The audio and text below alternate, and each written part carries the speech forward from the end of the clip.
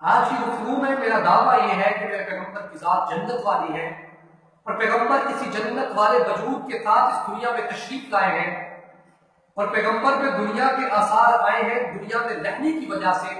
اور پیغمبر پر جنت کے آثار باقی ہیں پیغمبر کے جنت کے اصلی وجود کی وجہ سے۔ میرے دوست اس میں دلیل کیا ہے؟ ذرا غور کیجئے گا، اللہ نے جنت کے اندر لطافت رکھی، جنت میں کثافت کا کوئی وجود نہیں، اور میرا دعویٰ ہے کہ میرے پیغمبر کی ذات تو جنت والی ہے۔ صدیق اکبر پیغمبر کو مکے سے مدینے کی طرف ہجرت کے لیے لے کے نکلے، 3 میل کا طویل سفر ہے، عمر میں 2 سال کا فرق ہے، کندھوں پہ اٹھا کے پیغمبر کو لے کے جانا ہے، جسامت کے لحاظ سے کمزور ہے، یہاں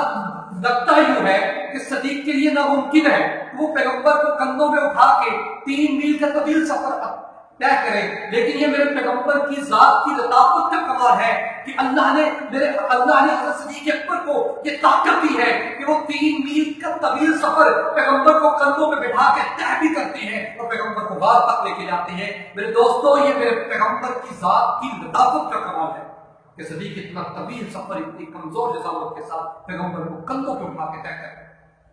گویا کہ میں اپنے دعوے میں سچا ہوا کہ میرے پیغمبر کی ذات جنت والی ہے اور میرے پیغمبر پہ جنت کے آثار باقی ہیں جنت کے اصلی وجود کی وجہ سے۔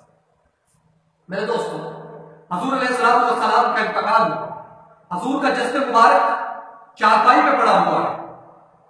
تمام صحابہ کہہ رہے ہیں کہ حضور فوت ہو گئے،